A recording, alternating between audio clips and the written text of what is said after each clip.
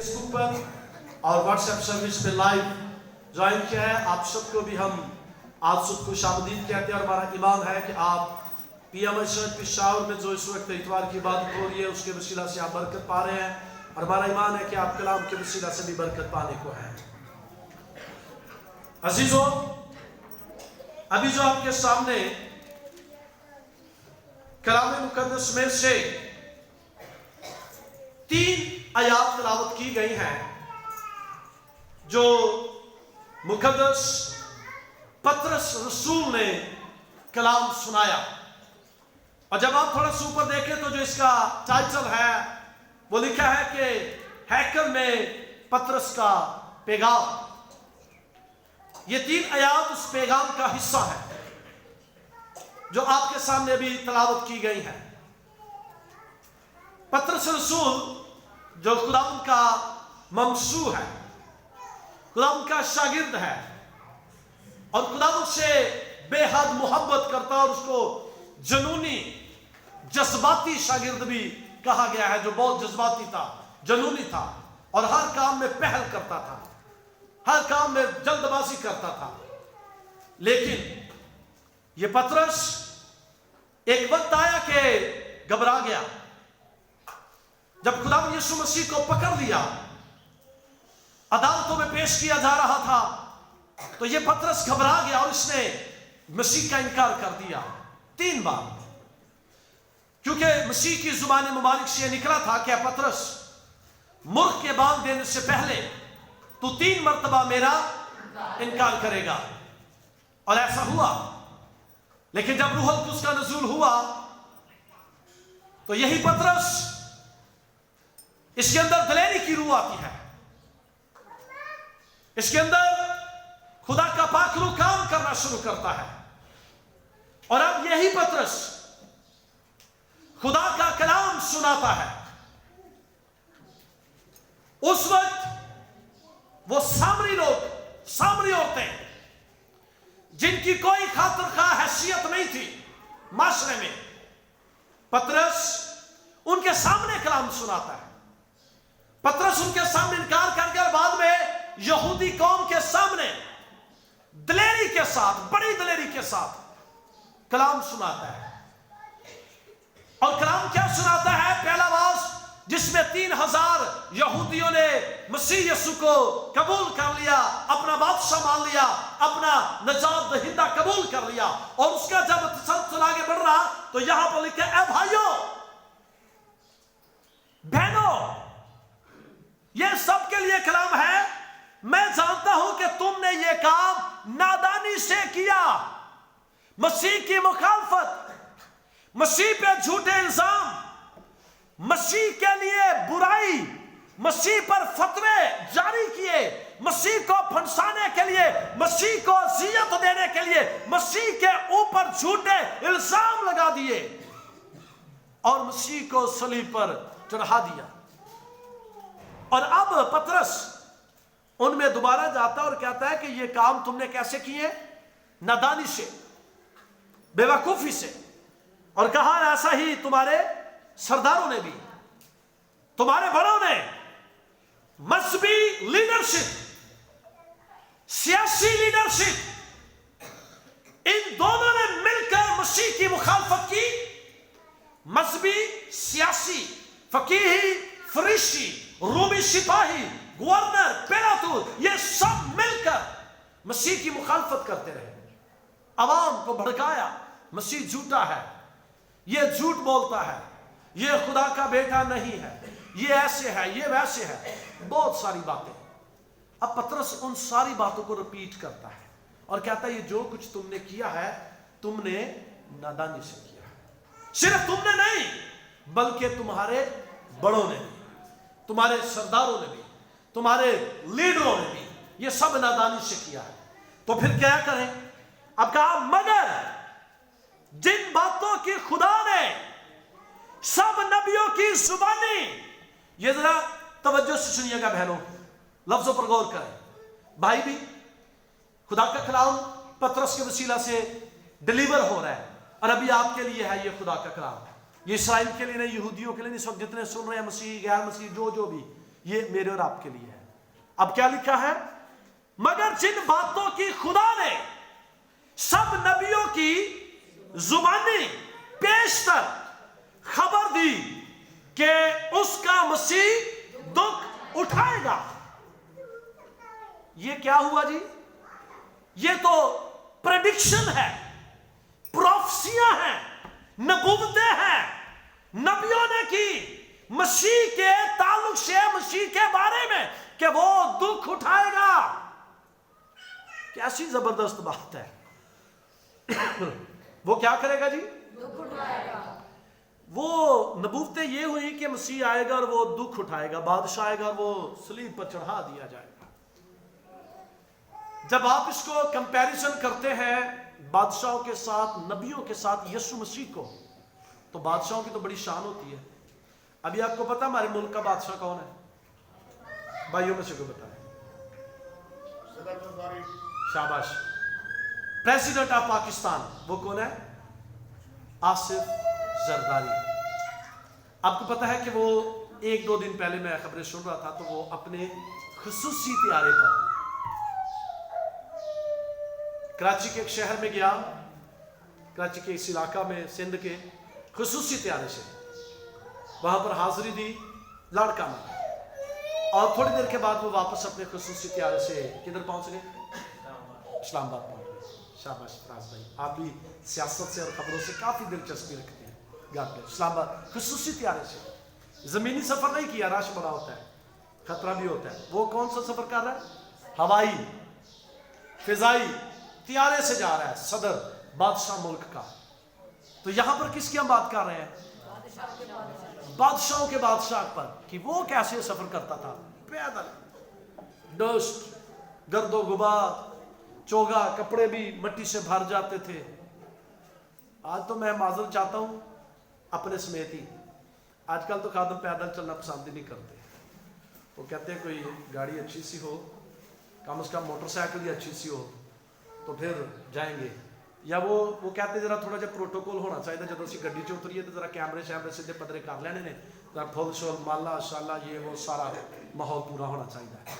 یہ ڈیمانڈ ہے معذرت کے ساتھ کچھ خادموں کی، سب کی نہیں، کچھ خادموں کی ہے، لیکن میرے خداوند کی ایسی کوئی ڈیمانڈ نہیں. اور ہم خادموں کو بھی مسیح کے نقشے قدم پر چلنا ہے. ڈیمانڈیں نہ رکھیں کہ یہ ہماری ڈیمانڈ ہے، ایسے ہونا، یہ پروٹوکول ہمیں دیں. تو یہاں پر بادشاہ کے بارے میں کیا لکھا ہے؟ پیشن گوئی. باپ اپنے بیٹے یسوع کے لیے نبیوں کی زبانی پروفیسیاں پیشن گوئیاں کی کہ وہ دکھ اٹھائے گا. یہ بادشاہ اس لیے بنا کہ دکھ اٹھائے، وہ تو اس لیے بنا کہ ذرا سکھ اٹھائے. موضاں، پروٹوکول، کھانے پینے، روپیہ پیسہ دولت، آگے پیچھے سارے معاملات، یہ ہر ملک کا ہر بادشاہ کے معاملات ہیں. لیکن یہ بادشاہ کیا ہے؟ کس لیے آیا ہے؟ باپ نے کیا کہا؟ خدائے سلوس جو حکم کل، مالک کل، اختیار کل، نور کل ہے، وہ اپنے بیٹے کے لیے کہتا ہے کہ وہ اس لیے دنیا میں آئے، نبیوں کی زبانی پیشن گوئیاں کرائے کہ وہ دکھ اٹھائے، وہ دکھ اٹھائے، وہ دکھ اٹھائے. معذرت کے ساتھ کلیسیا بھی دکھ نہیں اٹھانا چاہتی. بھائی صاحب سانوں کدھر چکر چ نہ پا دیو، ساری کوئی ڈیوٹی نہ لا دیو کہ اسی تے بڑے کام بھی کرنے ہیں. ہم ایک کمفرٹیبل زون میں رہ کر مسیح کے ساتھ چلنا چاہتے ہیں، جبکہ مسیح یسوع کمفرٹیبل زون سے نکل کر دنیا میں آ گیا اور دکھ اٹھا لیے. یہ فرق دیکھنا آپ نے اپنی مسیحت کے اندر کہ اسی مسیح دے نال کینج دے چلن لے ہیں. بس نہ دے کتے مسیح نہ ہو جائے، یہ وکھاوا ہی نہ ہوئے تو جدو دنیا تو جائیے تو جدو آنکھ کھلے تو دوزخ دی آگ چ پئے ہوئے تو جا کے کہیے ہی تو بڑی عبادت کیتی ہے. لیکن ہم نے جو خداوند نے کہا ہے اس طرح نہیں کیا. کیا لکھا ہے؟ دی تھی کہ اس کا مسیح دکھ اٹھائے گا، اور لکھا ہے وہ اس نے اسی طرح پوری کی. دکھ اٹھائے کہ نہیں اٹھائے؟ دیکھیں یسوع مسیح جو اختیار کل ہے، اختیار تھا، 12 تمن فرشتے ساتھ رہتے تھے، وہ جو چاہتا اس وقت، لیکن اس نے ایسا کچھ نہیں کیا. ہم تو بعض اوقات اپنا اثر و رسوخ دکھانے کی کوشش کرتے ہیں، میں یہ کر دوں گا، میں وہ کر دوں گا. یسوع مسیح نے ایسا کچھ نہیں کیا. کہا بھی گیا شاگردوں نے کہا ایلیا کی طرح آگ نازل کر، لیکن یسوع نے ایسا نہیں کیا اور پوری کی. اب جو آلٹر کام ہے अगर आप से भी कोई गुनाह मसीह की ज़ात अक़दस के ताल्लुक से सरजद हुए हैं, आपने मसीह की मुखालफत की या मसीह को नुकसान पहुंचाया, उसके कलाम की बेहुरमती की, मसीह की बेहुरमती की, उसके कलाम और उसके वादों की बेहुरमती की, तो आज आपके लिए भी अल्टर कॉल क्या है पतरस की तरफ से यहूदियों के लिए और आज मेरे और आपके लिए? वो ये है कि बस तौबा करो। वो क्या है कि बस क्या करो? तौबा करो। कई तौबा पढ़ देने कर दे निश्ता। तौबा पढ़ना और बात है, तौबा करना और बात है, फर्क है बहुत। पढ़नी भी जरूरी है, ये नहीं कि तौबा पढ़नी नहीं, पढ़ेंगे तो करेंगे, पढ़े और फिर उसके साथ तौबा करें। जहां पर पतरस ने दलेरी के साथ खड़े होकर यहूदियों को कहा बस तौबा करो। नंबर 1 पहला पॉइंट क्या है? एलिया पहला पॉइंट क्या है? पास्टर विलियम साहब, तौबा करो। नंबर 2 और रजू लाओ। तौबा के बाद क्या करना है? तौबा के बाद मसीह यस्सु वाले रजू ले आना है। ये रजू लाना क्या है जी? यीशु मसीह के पास आना। ओके, और को बताए तो रजू लाना क्या है? उसी की तरफ शाबाश ध्यान लगाना। और को बताए? उसकी इबादत करना, उसके कलाम को पढ़ना। और शाबाश को बताए ये क्या है? पहली बात तौबा करो, दूसरी बात रुजू लाओ। तौबा के बाद जो दूसरा स्टेप है वो रुजू लाना, यानी ध्यान लगाना, मसीह की तरफ गौर करना, गौर और खोज करना, मसीह की तरफ अपना जहन करना, अपनी सोच को मसीह के साथ लगा देना, उसके लिए सोचना, उसकी तरफ फिर जाना, उसकी तरफ मुड़ जाना। तौबा के बाद ये करना है। तो कई तौबा करके तो बस फिर वही काम, तौबा करके फिर वही काम। नो, ये तौबा नहीं है, ये धोखा है। ऐसी तौबा नहीं करनी जिदे च धोखा होए। सच्चे दिलों तौबा कर लिया, तौबा नहीं चंगी बार बार दी। अब ये है तौबा करो और फिर क्या करो? रजू लाओ। अब जब ये 2 काम होंगे, नंबर 1 तौबा, नंबर 2 रजू लाओगे, तो फिर पता क्या होगा? फिर एक बड़ा काम होगा, और वो क्या है? नंबर 3 रजू लाओ ताकि तुम्हारे गुनाह मिटाए जाए। ये जो सलीब वाली कहानी या सलीबी वाकया है, कल एक व्हाट्सएप ग्रुप है, उसमें मैं भी ऐड हूँ, 10-15 ग्रुप ऐसे जिनमें मैं भी ऐड हूँ। तो वहाँ एक कोई दूसरे शहर के लोग हैं, उन्होंने प्रोग्राम किया, तो बैनर लगा के उन्होंने जब गली में लगाया तो किसी ने वो बैनर की फोटो ग्रुप में डाल दी और उसके ऊपर लिखा हुआ था सलीबी ड्रामा। ऊपर क्या लिखा था? इसका तर्जमा क्या है? स्लीपी ड्रामे का तर्जमा करें क्या है? स्लीप क्या है? यानी स्लीप पर ड्रामा हुआ है, स्लीप पर जो ड्रामा, ये तो गैर कौम को लिखना चाहिए स्लीपी ड्रामा। साढ़े मसीहा ने लिखा प्रोग्राम पादरी कराउंडे वड्डा सारा तो लेगा स्लीपी ड्रामा। मैंने फिर उसको उस पर किसी खादम ने कमेंट किया कि बैनर बना लग गया, जरा चंगी तरह लिख भी लिया करो तो पढ़ भी लिया करो। मैंने फिर उसको गौर से देखा, मैंने कहा कोई खास बात है। तो मैंने जब उसकी उर्दू की तहरीर भी पढ़ी तो वो भी सारी रॉन्ग थी। स्लीपी ड्रामा नहीं है, स्लीप पर कोई ड्रामा नहीं हुआ, स्लीप पर वाकया रूनामा हुआ है जो हकीकत है, जो यहाँ पर लिखा है कि तुम्हारे गुनाह मिटाए जाए। स्लीपी मौत इसीलिए हुई कि बनी इंसान हर फर्दे बशर के गुनाह मिटा दिए जाए। बकरों से तो काम ये हो नहीं रहा था, बर्रे छतरे बकरे भेड़ बकरियों से गुनाह नहीं मिटाए जा रहे थे। एक ही बार वो कुर्बान हुआ ताकि तुम्हारे गुनाह मिटाए जाएं। तो वो कैसे होंगे? तौबा करो, रजू लाओ। रजू लाना ये भी है कि दिन में कुछ 4-5 मरतबा कल मेरे पास खादम आए थे, एक कराची से था, एक लाहौर से और एक इस्लामाबाद से थे। बहुत नामवर और वाकई वो खुदा के खादम थे जो हमारे घर में कल उतरे। काउंसलिंग हुई, मीटिंग हुई, वो स्पेशल मुझे मिलने आए। मैं में एक प्रोग्राम हो गया, हम आपको इसके बारे में बाद में बताएंगे। तो वो बात कर रहे थे मसीह की कुदरत के बारे में, यूथ के बारे में। न्यू जनरेशन के बारे में, न्यू जनरेशन क्या कर रही है, हमें कौन सी जिम्मेदारियां सौंपी गई हैं। और उनमें एक प्रोफेसर थे जो एफसी कॉलेज के बड़े नामवर प्रोफेसर थे, उनमें वो खादम भी थे, वो भी मारे गए और वो इस्लामिक यूनिवर्सिटियों के अंदर भी पढ़ाते हैं। तो एक बड़ी कॉन्फ्रेंस होने जा रही है और खुदावंद हमें इस्तेमाल करेगा उसमें, और वो खुदाम आएंगे और ये बड़े लेवल की कॉन्फ्रेंस होगी जो पेशावर में आज तक के पीके में नहीं हुई होगी। ये खुदा का मंसूबा है कि खुदा उन खादमों को हमारे घर में उतार लाए। और यहां पर जो हम आज बात कर रहे हैं वो ये है कि तौबा करो, रजू ले आओ ताकि तुम्हारे गुनाह मिटाए जाए। चौथी बात जो है वो बड़ी खास है। नंबर चौथा पॉइंट है, इस तरह खुदावंद के हुजूर से कौन से दिन आए, किधर से, जरा दोबारा पढ़े, इस तरह खुदावंद के हुजूर से। ये ताजगी के दिन क्या होते हैं? खुशहाली के, खुशी के, बरकत के। हाँ, जैसे सरमोस में बहार में नई चीजें होती हैं, उसी तरह ताजा शाबाश, पत्ते निकलते हैं दरख्तों के, फूलों के। वाह वाह, इस तरह यीशु भी हमारी जिंदगी में काम करता है, ताजा कर देता है। पाकीज़गी, जब यीशु हमारी जिंदगी में आता है तो पाकीज़गी, यीशु जब जिंदगी में आता है तो फिर अंदर से पाकीज़गी होती है, इंसान पाक रहता है। जब यीशु अंदर ना हो तो फिर जो मर्जी करी जाओ।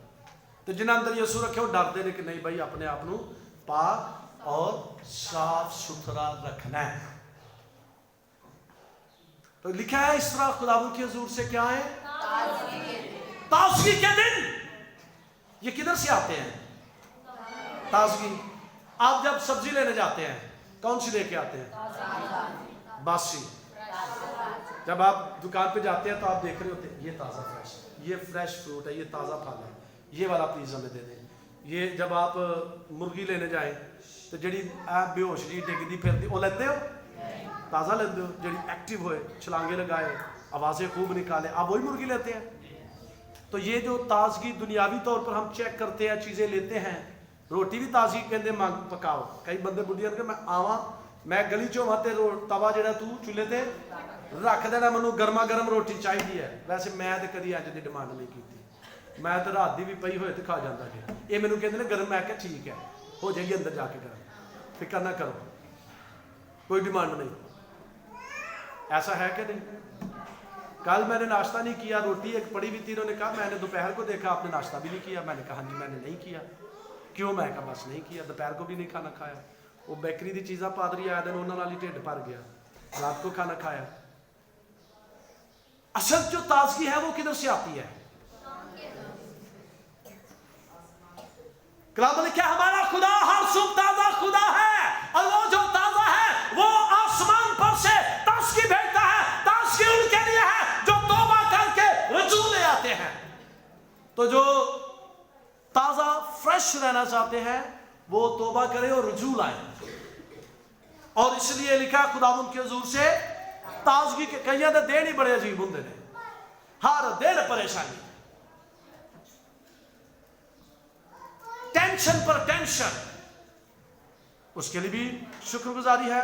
कलाम कहता है अच्छा हुआ मैंने दुख उठाए ताकि तेरे आइन सीख सकूं। यहां पर लिखा है ताजगी के दिन आए। हम 20 आयत को भी देख लेते हैं। और वो उस मसीह को जो तुम्हारे वास्ते मुकर्रर हुआ है, गैर अक़वाम मसीह कौम, तवज्जो से सुने, और उस मसीह को जो तुम्हारे वास्ते मुकर्रर हुआ है क्या है, यानी यीशु को भेजे। किस लिए? जरूर है कि वो आसमान में उस वक्त तक रहे जब तक कि वो सब चीजें बहाल ना की जाए जिनका जिक्र खुदा ने अपने पाक नबियों की जुबानी किया है, जो दुनिया के शुरू से होते आए हैं। अब यीशु मसीह ने कब आना है? जब नबियों की जुबानी जो खुदावंद ने कहा खुदा ने वो पूरी ना हो जाए, या खुदावंद ने जो अपनी जुबान से कहकर वो चले गए, जब तक वो पूरियां ना हो जाए पेशनगोइयां, खुदावंद का आना नामुमकिन है। आज जो कॉल है कलीसिया के लिए, देखने वालों के लिए, सुनने वालों के लिए, वो ये है کہ توبہ کرو, رجوع لاؤ. کل میں اپنی محلے کی گلی چ گیا شامی وزر تے تے منڈے میں ویکھے نشا کرن دے ہن کمرے دے اندر بہ کے, تو گلی چ باہر نکلے, جنجو نہ مینوں ویکھے, ایک میرے چنگا جانن والا ہی لاگوں تھا, وہ فٹافٹ اندر وڑ گیا. میں کہا آ جا باہر پتر, ویکھ لیا میں ہن, میرے کو ڈرن دیا, رب کو نہیں تو ڈردا. میں کہا میرے کو کی پتر کی لگانا ہے, اپنے نقصان کرن دیا, میرا کوئی نقصان نہیں. تو وہ تازگی کے دن کدھر سے آئے؟ تو یہ چہرے ویکھو انج, اکثر میں کہتا ہوں نا کپیاں, منہ بھی کپیاں ہوئے پی پی کے کپیاں, اس طرح ہوں ہے. تیاری شروع ہے کپیاں دی, ڈاکٹر تے ریڈی بیٹھے نے سائیاں دے آپریشن کرنے, انہوں نے گردے, انہوں نے سٹمک واش کرنے واسطے کہ بڑا دن آ گیا, ہوں انہوں دی عید پھر آ رہی ہے. لیکن ہم نے کیا رہنا ہے؟ خداوند سے کہنا ہے خداوند ہماری زندگی میں تازگی کے دن آئے, خداوند ہماری زندگی میں خوشحالی کے دن رہیں, خداوند ہماری زندگی میں آپ کا بیٹا یسوع مسیح رہے. خداوند ہم اپنا آپ تجھے دیتے ہیں, آپ کے کلام میں لکھا اپنے بدن سے خدا کا جلال ظاہر کرو. تے خداوند ساڈے بدن چو تیرا جلال ظاہر, شیطان دا نہیں. شیطان نو تے روز مکیاں مارو, روز صبح شام دوپہر اٹھ کے انہوں کٹو. کٹنا کی ہے؟ جو تو ذہن چ غلط خیال آوے, الٹے سیدھے خیال آن, تو یسوع نام تے انہوں کچلنا شروع کر دو. اے وہ انہوں کٹنا, یہ ہے اس کو مارنا. رات بھر دن بھر جب جب آپ کو ٹائم ملے خدا کی شکر گزاری کرتے چلے جائیں. اس لیے کلام میں لکھا ہے توبہ کرو, رجوع لاؤ, تاکہ خدا کی حضوری سے کون سے دن آئے؟ تازگی کے دن آئے, تمہارے گناہ مٹائے جائیں. آئیے اپنے قدموں پر کھڑے ہو جائیں. وہ بیٹے بیٹیاں بہن بھائی جو چاہتے ہیں ان کی زندگی میں تازگی کے دن آ جائیں, آئیے ہم ہر ایسے عیب سے, برے کام سے توبہ کر لیں جو خدا کو پسند نہیں ہے. تازگی کے دن آئیں گے, بیماریاں ختم ہو جائیں گی, گھروں میں خوشحالی ہوگی, گھر کے اندر لڑائی جھگڑے پریشانیاں فساد ختم ہو جائیں, آپ کی بیٹیاں, آپ کے بیٹے, آپ کے بچے بزرگ تازہ نظر آئیں گے. ہاللیلویا, چہروں پر رونق نظر آئے گی. خداوند اپنے چہرے کا نور آپ پر چمکا کر فرمائے گا. تازگی آئے گی آسمان پر سے, اور وہ تازگی آسمان پر سے, برکت اور تازگی نہ مشرق سے